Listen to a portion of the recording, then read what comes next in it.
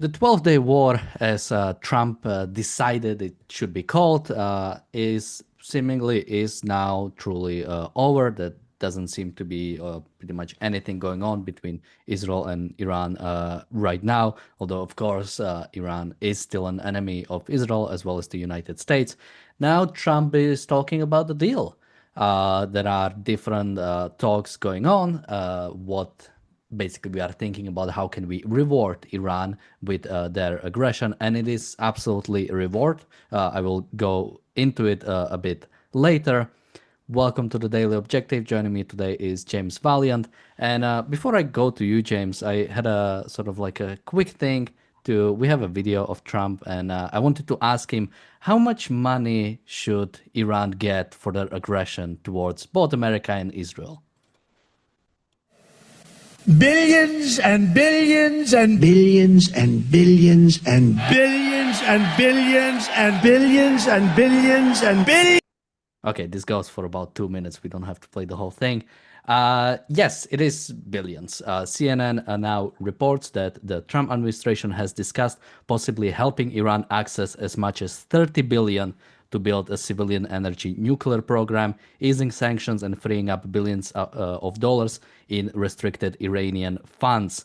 Now the quote from Trump administration official: the US is willing to lead these talks, and someone is going to need to pay for the nuclear program to be built, but we will not make that commitment. So again, even just for clarification, even when we are talking about sort of like giving, I'm using quotes, Iran money, it's sort of like their money that is frozen, and the talking is about unfreezing them. There's about, depending on who you ask, there's about 40 to 120 billion of frozen Iranian funds that have been basically have sanctions on them. So Trump can use those sanctions or relieving those sanctions for that money to go into Iran and basically have them fully access it. This is the same thing that Biden did during his administration when he unfroze about 16 billion of funds for the hostage negotiation. I mean, going to you, James. Yeah, 30, upwards of 30 billion going into Iran for something. Well, first thing to note is that Trump has apparently assured Iran's continued existence as a theocratic dictatorship. He broke his word. All his talk about unconditional surrender, all his talk about if you attacked Americans, we would respond. He caved in. He broke his word. They talk about deterrence being established by his attack on Iran. No, whatever deterrent effect he may have had in the attack, he took back by breaking his promise, by breaking his word, by insisting on peace. So he is personally responsible for any hell, murder, terrorism that Iran causes in the future. He is personally responsible for the survival of Iran. For years, he complained when Obama gave billions and billions to Iran. Now he's planning on giving billions and billions to Iran. So he's going to reward them, as you point out, that again, destroying any concept of deterrence. And he complained when people did agreements with Iran, saying that Iran has always broken their word on agreements. Well, he thinks he's somehow special. He thinks somehow he can create the conditions to make them keep their word with any deal. You can't make a deal with a dictator because you can't trust him. They are not good faith partners at all. He has, however, Iran was losing. He has given Iran the breathing space they need to regroup and incidentally recreate, if necessary, their own nuclear weapons program. But to offer them, and the money is not Iran's that has been frozen. A dictatorship has no property rights. They have stolen their money. It is not theirs. And giving it to the regime to help support this evil regime is only to materially help support a savage regime in this world, maybe the most savage regime in this world. So it is absolutely despicable. It is immoral what he's doing. It's immoral because in the long run, it can only foster more death and terrorism and aggression from Iran, as well as more oppression of their own people. He has not only betrayed America, he's not only betrayed Israel, he's not only ensured the survival of this evil regime, he has betrayed the Iranian people in this.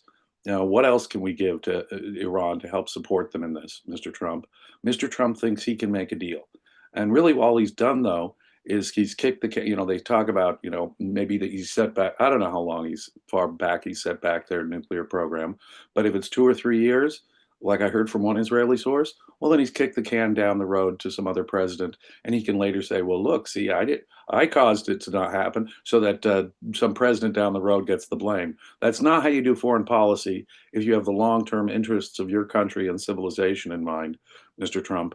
You don't make deals with monsters. You don't recognize monsters. They chant death to America. They chant death to Israel.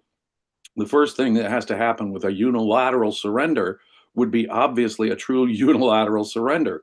You guys are right. We recognize Israel's right to exist. We recognize America's right to exist. We're never going to attack you again. But he doesn't even ask. I wouldn't trust them if they just said that. But he's going to apparently trust them even if they don't say that. Now, wrap our heads around that. So they get to continue to chant death to America and death to Israel and continue to build underground nuclear programs. They don't need nuclear power, Mr. Trump. They've got plenty of oil. They've got plenty of oil. Any idea that they need nuclear power is absurd and obviously a ruse on their part to continue enriching uranium. Now, I know for any medical or energy purposes, you don't need to enrich beyond, say, 3 or 4%, maybe 5 tops percent purity. But that gives them the cover, you see, to enrich uranium. What on earth is he thinking? Does he think he has some magical pixie dust where that his agreement will suddenly change their constant practice of breaking their word, breaking their agreements, and continuing with nuclear programs?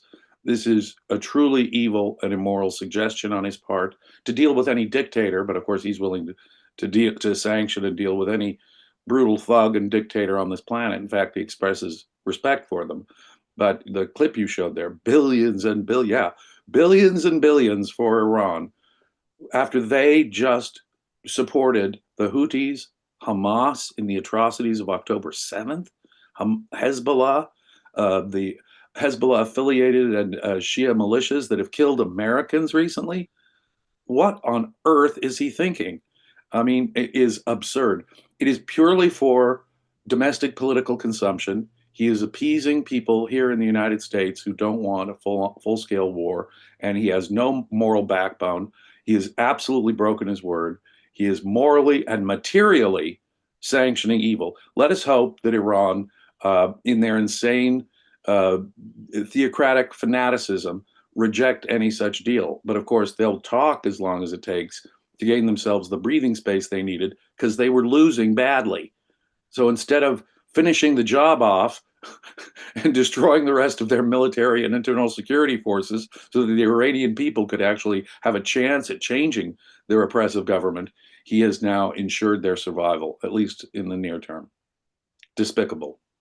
Yeah, and I want to go to the enrichment a bit later, but first we have super chats. Jonathan, thank you so much. He says Trump should have stayed out. He's pushing for a deal, wants a Nobel Prize, only helps Islam. And I cannot read the last part, so only helps Islam. We also have a super chat from Bonnie. Thank you so much. First on Jonathan's comment. Yeah, I mean, absolutely. Like I've seen him reposting. Apparently some GOP want to bring it in that nominating Trump for a peace prize. I mean, he has been talking about it for, I think, even during his first.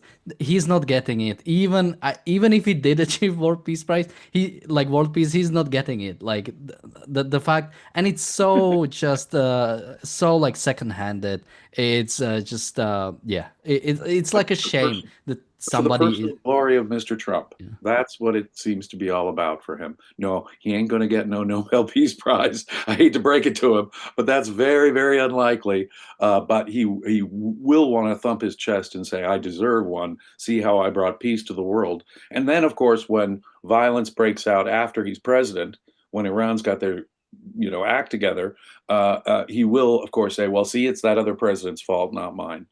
That's how he thinks, if I can even dignify it with the term thinking or cognition at all. We have a super chat from Ginger as well. She's asking, where do I find the flyer for the Boston live event? Well, the Daily Objective is live in Boston on July 1st. You can sign up for it still. Objectivism.co.uk. The link to that is also in the chat and in the description. Make sure to join us. You'll be able to see us live on stage. It will also be live streamed, but if you are in the area, or I think it deserves a little bit of travel, you should definitely come. The seats are limited, so make sure to sign up as soon as possible.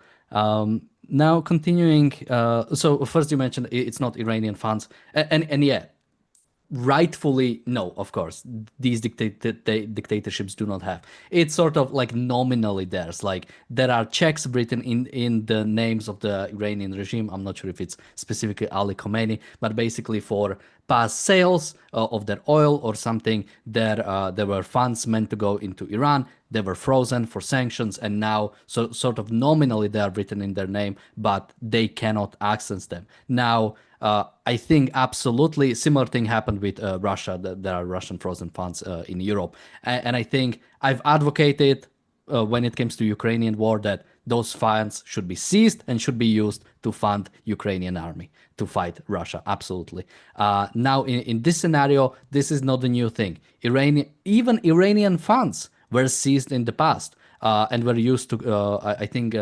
There was a 2016 Supreme Court decision which ruled that those funds can be used to compensate the families of the Beirut bombings. So absolutely use those funds, maybe not specifically like give it to the American state, compensate it with someone, use it to fight Iranian regime, whatever. This is absolutely can be. Now, there's very little money actually in the US. I think there's only about 2 billion. The rest is in other countries. But I absolutely would advocate for seizing those funds. As you said, it's a dictatorship. They do not have any right to any claim or any property. And let us recall that it is British oil companies that drilled the oil, refined the oil, that were nationalized back in the 1950s. It is Western countries, well, now China, but it's other countries, industrialized countries, that are their only customers. So the very idea that somehow the Iranian people, this is what people get wrong in their heads. There is no collective property right. There can be no such thing as a collective property right. A collective property right is a fancy name for theft. Yeah, absolutely. And I think there was one other instance in America where after the Cuban Revolution, the Cuban assets in America were seized and given to the families of the people who had to flee Cuba and whose property was nationalized. So I think there's absolutely a case for this in the past and should absolutely happen. We have a super chat from Bull Moose. Thank you so much. He says, since Arafat got the Peace Prize, it lost value. I mean, absolutely. And it was both, and, an actual terrorist got a Nobel Peace Prize because he said, he promised, I'm not even sure if this would be right paraphrasing, but he promised he would stop killing Jews, which, I mean, in the Arab world, that is sort of like a nomination for the Peace Prize. I mean, if we are truly honest, that is sort of like the standard we are doing with. But no, absolutely, he should have gotten that.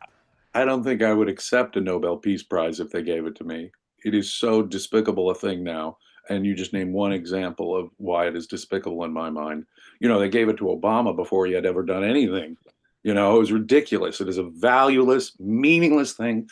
Anyone with any moral sense knows that a Nobel Peace Prize should be a mark of shame, a mark of shame. Now, I'm not saying that every time they gave it to someone, that person was morally despicable. I'm just saying the prize itself is less than morally worthless in my mind.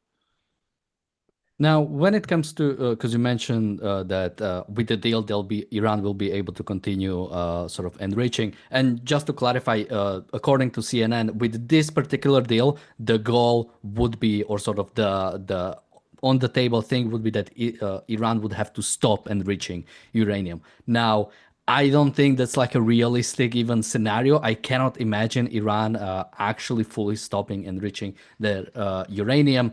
especially if they are rewarded for always doing so. But just to sort of like give the other side of this, but sort of talking about the idea of enrichment. Again, sort of like my first thing, or the fact that this is like the main point. This is what Trump is talking about. This is what everybody is talking about. The problem with the Iranian regime is not the fact that they are developing nuclear weapons. Even if they weren't, they are a threat. That Right. since they came into power, since the Ayatollahs came into power, they started it by invading American soil and taking American hostages. They killed Americans few years later in different countries, and they are continuing. They just attacked America again, just a week or so ago, or a few days ago. This is still happening. This is still going on. Even if they weren't developing nuclear weapons, they are still a threat and should be taken out. So I think when you start talking about their nuclear enrichment, you're missing the point. That's not what this is about. That's not what this was ever about. And it's a sham to say that you won't enrich your own uranium, so we'll be sending you some uranium.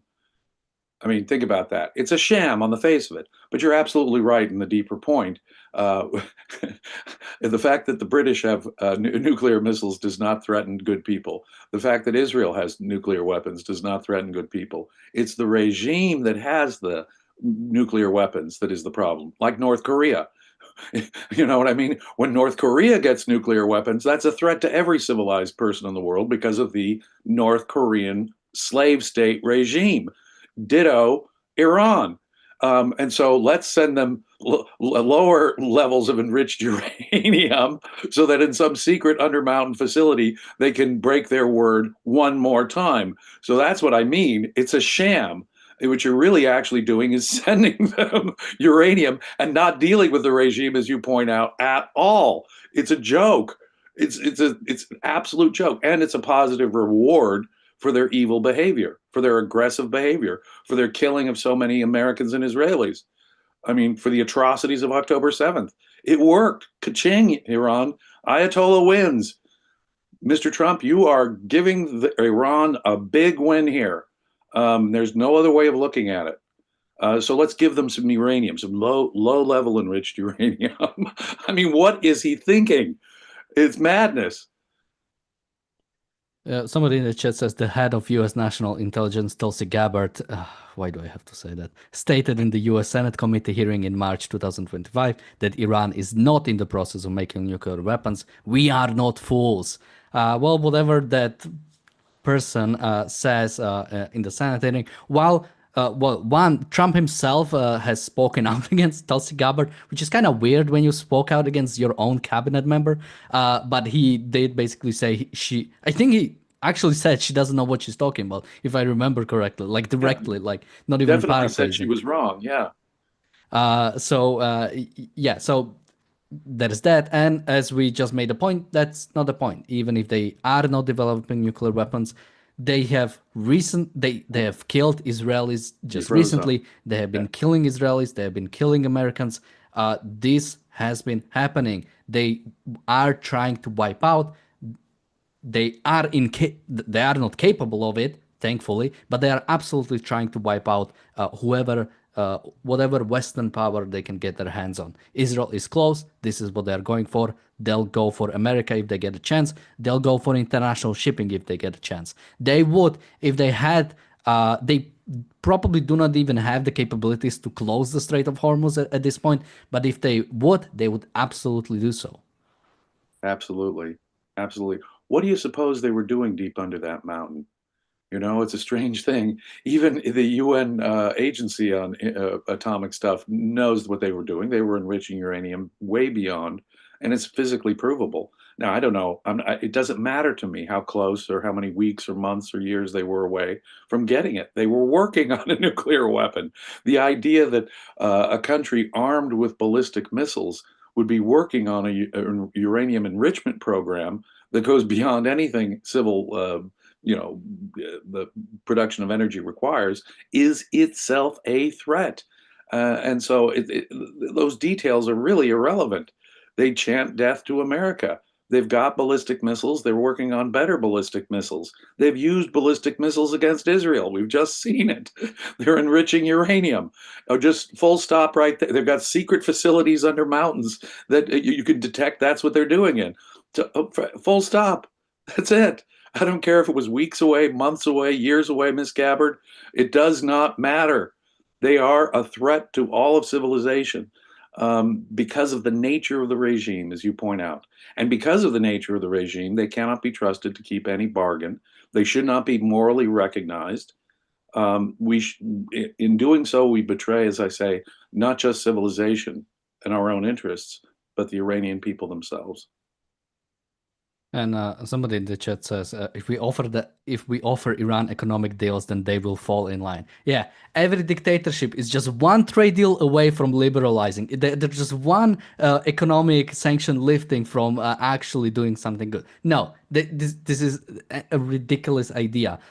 And I want to go to the second part of this. What this is a reward for their developing nuclear weapons and attacking Israel. They are being rewarded for this. Now, they haven't gotten this deal yet. Let's assume they'll get this deal. I mean, let's just use past example to not sort of confuse. The Obama deal, right? That was after killing Americans, after killing Israelis, after being a threat to the region for decades. They were rewarded for this. If Iran wasn't attacking Israel right now, if Iran wasn't developing nuclear weapons, would they get this deal?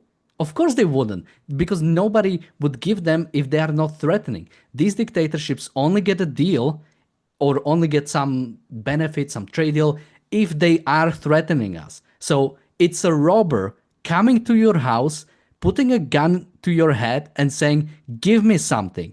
And you actually do so. You actually give them something in a belief that, okay, this might actually stop them from doing it again. It will encourage them to do it again. They will get the reward for doing it. And what do you suppose they will do when they want it, when they want something else? They will threaten. They will use violence. Because gosh, it works. All you're doing is encouraging it. All you're doing is making sure that they will continue their violence so that they can get more concessions. I mean, if they have any even semi-rational capacity, any capacity to think at all, this will only tell them this is how you get the goodies from America. So it only encourages, almost guarantees, more violence, more threats from weapons of various kinds. That's what we do. We'll restart our nuclear program if you don't, and it'll be an ultimatum of that kind. Absolutely. Yeah, and I'm always trying to come up with a word for this because there is such a thing as called a rational actor in economics, and I dislike that term, and I dislike the use sort of with the Iranian regime right now. I think like logical is a bit sort of like less offending because I have a respect for rationality, but sort of like logically, if there is a behavior that Iran is being encouraged with, why wouldn't they logically take that behavior? It's the same thing with Palestinians. Every time Palestinians kill Jews, attack Israel, do anything in terms of destroying the Israeli state, they get rewarded for it. That's logical that they should follow to do so. After October 7, many European countries started recognizing Palestinian state. I'm not sure if this is still happening. There was supposed to be a conference between France and Saudi Arabia that could include recognizing the Palestinian state, which would be one of the really big countries recognizing them. Again, after October 7, that would absolutely be a reward.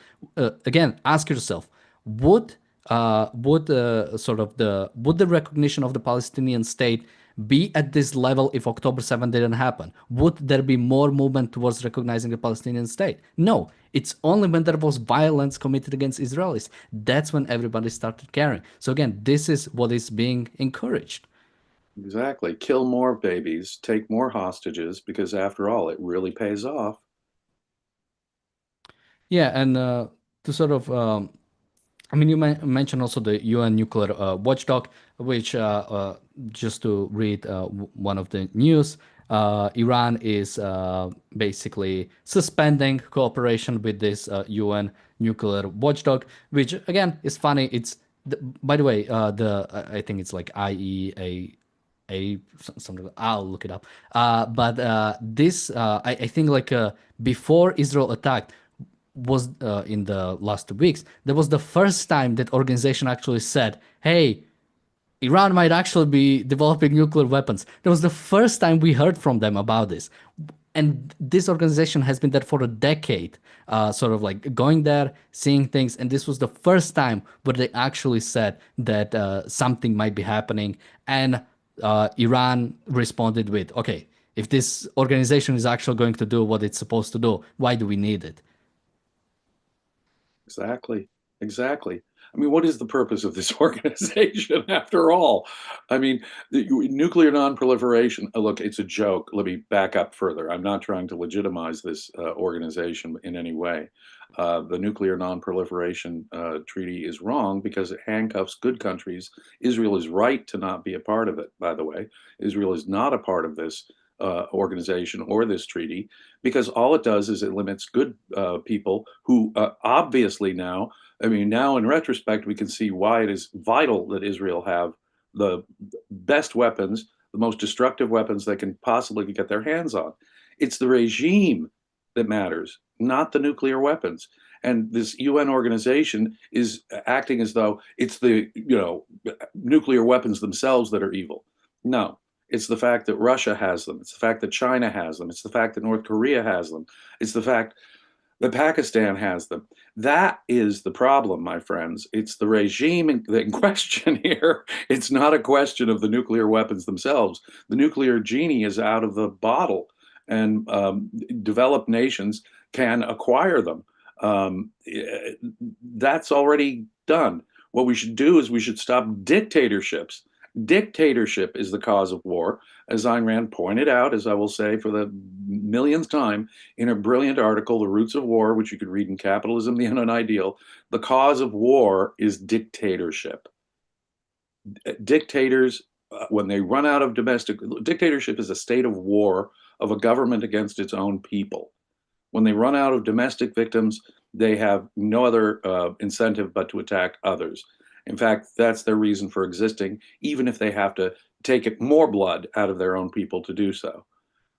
This is the history of dictatorship, and all the wars in the modern world, all the wars going back now for centuries, have been caused by the more authoritarian, the more dictatorial nation against more peaceful, rights-respecting nations. That's just the history and the fact. Yeah, and by the way, the agency is called IAEA, the International Atomic Energy Agency. But yeah, sort of like moving on to Gaza now. Something seems to be happening. It looks like Trump also wants a deal here. He's sort of on a streak of surrendering to the dictatorship, so he wants to continue. I'm really not looking forward to when he gets to Ukraine and Russia, but for now he is stuck in Gaza. There's talking about the deal. I'm not sure, James, if you followed yesterday's video. We talked about how Hamas seems to be in charge again of distributing the aid or stealing the aid in the northern Gaza. Majority, we mentioned also, Paul, that majority of Israelis think Hamas will stay in power, but Richard had a problem with the poll, which I think was a fair enough point. But there seems to be this sort of sentiment right now in Israel. So yeah, James, what do you make of this? I mean, just for people to remember, Biden tried to get a deal in Gaza for, I think, about a year, and Trump, on his -1th day in office, forced Netanyahu into taking that deal that Biden wasn't able to force in. And now there is seemingly more, basically get another deal, get a ceasefire, or what it actually is get Israelis out of Gaza and make sure that Hamas stays in charge, or some other organization that is basically Hamas, or some other kind of rule, but nothing fundamentally different. Once more, Trump breaks his word. Once more, he's always boasting promises made, promises kept. Well, when it comes to Gaza, hostages, and Hamas, he's broken his word. How many times now? There are still hostages. I don't know what their condition is, what their fate is now, but they say still about 20 are alive of the 50 bodies that they've still got. I have no way of verifying that or knowing that. But he said if there were hostages, he would, flatten the place, and he has not. Oh, and his great plans for Gaza, I guess those are down the tubes now too, as we allow Hamas to, as we feed Hamas, as we morally sanction Hamas some more. And so even negotiating with them is giving them the breathing space and the moral sanction that they desperately need. Now that it's just like Iran. You see, even Hamas was even more on their heels. We were even closer to doing something permanently about Hamas, but no. Thank you, Mr. Trump, for sending a lifeline to Hamas, and like other Western leaders, rewarding Hamas in effect for the atrocities of October 7th. Yeah, I mean, how else can you look at it? How else can anyone look at continued negotiations with the monsters that perpetrated October 7th? What he's doing is he's throwing them a lifeline that they desperately need right now. So just as Trump is ensuring the survival of the evil regime in Iran, so he's ensuring the survival of Hamas to come back one day and pull off more October 7th. Yeah, and when it comes to sort of like what deal is on the table or what is being talked about, basically the idea is that so technically the Hamas leadership, the Palestinian leadership in Gaza, would be exiled. So that is something that might happen. And the four Arab states, including United Arab Emirates and Egypt, would be tasked with jointly governing the war-torn enclave. So basically, I think this was something that was mentioned here and there. The idea that basically it wouldn't be Hamas, it wouldn't be Israel, it wouldn't be America, but it would be Arab states in the region, sort of like jointly trying to control Gaza, and the leadership would be exiled. But this is something I've mentioned before, is this idea that, one, even exiling the leadership, the fact that people might not remember, but PLO used to be not in Israel or Gaza or West Bank, either of those regions. It was actually in exile, and it was fighting Israel while being in exile. People might remember that, especially the former leadership of Hamas now was in Qatar the whole time. They weren't even fighting on Gaza, in Gaza directly. So, yeah, I It's mean, just as much of a sham as saying we'll provide you with the uranium, Iran. You can't enrich the uranium yourself. It's a sham. It's a shell game. Hamas's leadership will be outside the country. Where? Doing what? And these other Arab states coming in and governing Gaza. What kind of a sham is that? No, that is no. Look, is that any protection for Israel? Much less a change in the situation. I do not know that that's the case at all. Once more, it's a shell game being designed. It's all designed for appearance. Don't believe what they're saying, because guess what? That's not the reality. The reality is that the culture of Palestine, the Palestinians, is the enemy. Unless you change the nature of the people, the education their children are getting, the horrible mysticism-based collectivist bigotry that they're taught, unless that changes, and I don't see an Arab country actually doing anything to change that, even if they are nominally in control, no, there will be no peace in the area if that is the shell game that's being operated. It's very similar to the kind of shell game of a deal that's being offered to Iran.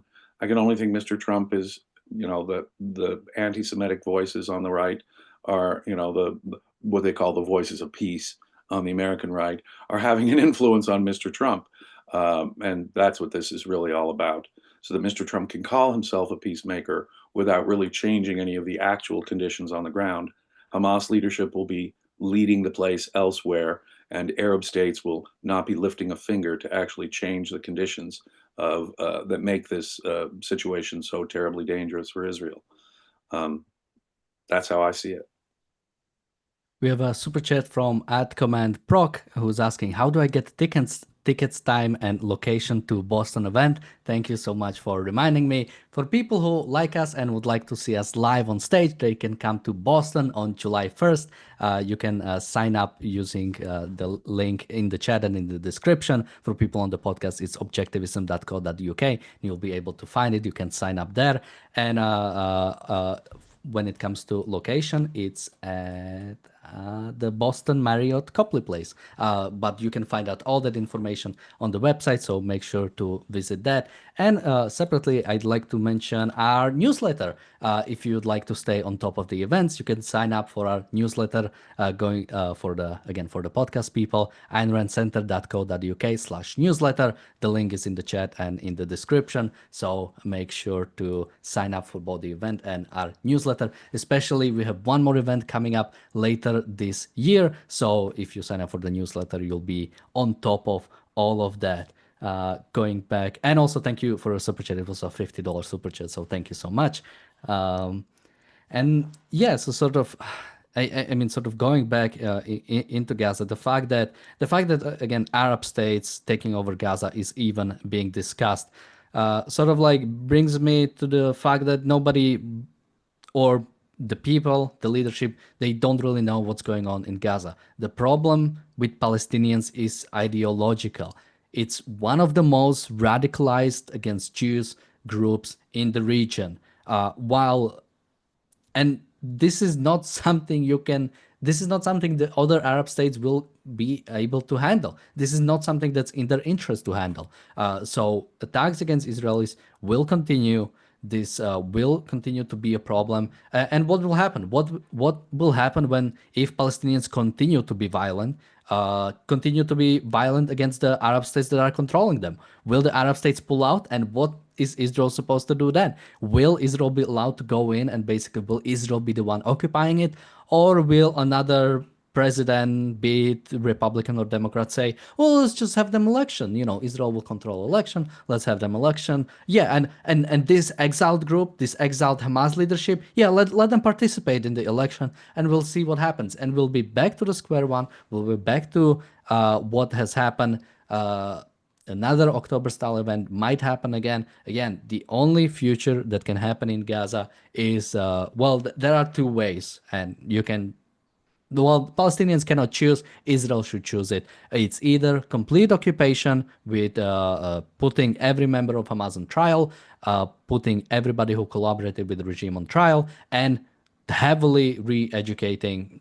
And this is absolutely what it is. Palestinians are so radicalized that you need a military occupation for one generation to hope for some change in the people, similar as with Arabs in the Israel former, or alternatively deport all of them. I mean, the Palestinian people themselves have chosen that they want to be on a endless crusade against Jews, endless crusade against Israelis. They do not have no longer, and it wasn't even October 7. For a long time, they had no right to any property, any claim to sort of like stay in the region. Again, there are no collective rights, and even if there was, they have completely given up on it by using it to fight against Israelis and Jews. Absolutely. Yeah. Why don't these Arab states take in the Palestinians so Israel is finally safe? I mean, no, they don't want that problem, and they know it is a problem.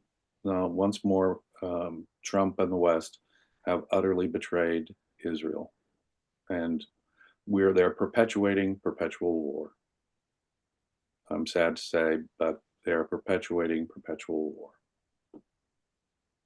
And somebody's asking, re-education would take decades if it even would work. I mean, again, sort of, you have to go into history.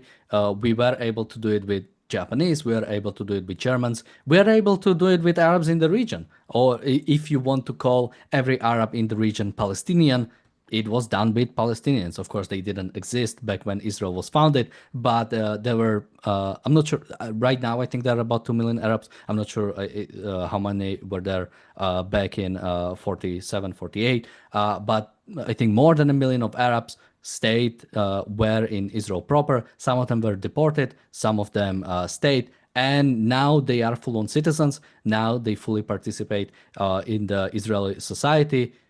This can happen again if Israel is willing to do what is necessary to do so. Now, they weren't able to do it in Gaza because the whole occupation of Gaza was done from afar, basically making sure Palestinians don't even know that Israel is in the region. You have to do the opposite. You have to know, You have to let them know that every single day, Israel is present. Israel is not going away. I think when I was in Jerusalem, we went to Gush Katif Museum, and something that was mentioned is that even for Israelis in Gaza, there were basically cities, there were places where they were told, don't go there. Now, this is not a country. This is not something that will ensure future integration. When there are sections of your country where you say, don't go there because the people there will kill you, or you'll get lost, or they are not integrated, then they'll never be. You have to force that kind of integration, especially coming from a military conflict. We have had instances where there's been a success in this. I mean, Japan really comes to mind. And when you fight a war properly and truly smash and demoralize your enemy, that's always a good start. And it'll take quicker than you think once you've done that and they realize that what they were doing before was so wrong. But it would take time. I grant you it would take time. We had to be in Japan for quite some time before we were assured that it wouldn't, a regime like Tojo's wouldn't once more reassert itself in Japan. But it's worth it if you want security. It's the only solution. And we, by the way, we put ourselves behind the eight ball here considerably by letting UNRWA, through our money, mind you, Western tax dollars went to propagandize young residents of Gaza to think that it was a cool thing to martyr yourself in the cause of killing every Jew you could kill. That is what we've been doing. We've been positively doing the opposite. So in doing the opposite, I grant you, it will take some time to undo the damage that we have caused and subsidized through the United Nations, just to take one example. So it might take some undoing, but the only alternative is to allow just violent bigotry to fester there and perpetuate perpetual war. Yeah, that's our only alternative right now. Now that we've so completely screwed ourselves into this terrible position, it will take some more doing because of our rotten policy over decades now. When Israel left Gaza unilaterally, they forcibly relocated the Jews who lived in Gaza, and we have been living in effect with the two-state solution up until October 7th. We were living with, and in fact, October 7th was the climax of what a two-state solution looks like. So if your alternative is, well, we've got to make peace somehow, well, we've tried the two-state solution, let me suggest, for the last 20 plus years, and now we are living with the horrible, horrible results of it. In fact, worse, we were positively educating them with our tax dollars to want to kill and hate Israel and Jews. So what are we left with now? We have to undo the damage that we have done in allowing that to fester. So yeah, in part it's our fault, and that will make it harder to do, no question about it. But on the other hand, I would say the psychological impact of having a moral backbone, of not sanctioning this evil, the psychological impact of truly smashing the enemy would be a good start to begin the reorientation process of the Palestinian culture. And I put Palestinian in quotes. Now, just to bring in a recent comment from Trump, he said, I don't believe Iran is going back into nuclear anytime soon. Again, there is no reasoning to do so. While the attack on Iranian regime was, I think, substantial, and they both their nuclear ambitions and generally their handling of the regime was set back, the fact is that especially if some sort of a deal comes out, if some sort of breathing space will be given to them, then nothing has changed. Nothing has fundamentally changed, and they know that this is the way. I mean, just think about it. They were at war with America and Israel, and are coming out of it. I mean, even that, it would be like incredible victory for them. And I think this absolutely is a victory for the Iranian regime if they are able to survive another day. Again, dictatorships do not need to thrive. They cannot thrive. They only need to survive another day so they can continue oppressing their people and continue trying to kill people around them and taking out from the people around them. Again, The goal of good countries, the goal of good people is to thrive. The goal of evil people is to destroy. They have no desire to live. They are parasites who cannot exist on their own. And you might think with Trump saying, I don't think they're going to try and develop nuclear weapons anytime soon, you'd ask yourself, well, what horoscope, what Ouija board is he using that he knows this? Well, it's Trump, don't you know? While I'm here, I've intimidated them. Well, Mr. Trump, sound long-term foreign policy shouldn't depend on you in any event. But it's not you, that, and your intimidating force that's going to have any long-term impact here. No, sir. You may have set back their nuclear program for a while, but the idea that they won't go back to it, and it hinging on you being in power, that is rotten foreign policy. That is rotten foreign policy and doomed to fail. Well, but if it hinges on Trump being in charge, then maybe we need to have Trump in charge more. Maybe this is the angle he is going for, but I'm not. Don't want to bring that into this too much because I think it's almost heresy to speak of the third term, especially when I think the Constitution is relatively It clear cannot on that. happen. It will not happen. And whatever Trump supporters want, their dream and wish, it just is impossible. So the very idea of it would be, in my mind, cause for a civil war almost in America. The idea, because there's no way they're going to change the Constitution. But would Trump love it? Absolutely. Trump would have no respect for the kind of thinking that George Washington had when he voluntarily stepped down after 2 terms. And that tradition was held until FDR, another megalomaniac who thought that he should be president forever and ever until he died, which is what happened, that caused us to make that part of our Constitution, the tradition of George Washington. Now, normally I would say term limits only limit people's choices. In the case of a president, I've now seen more than one example of presidents whose ambition and whose egomania would cause me to believe that, yeah, we absolutely have to have term limits, at least for presidents.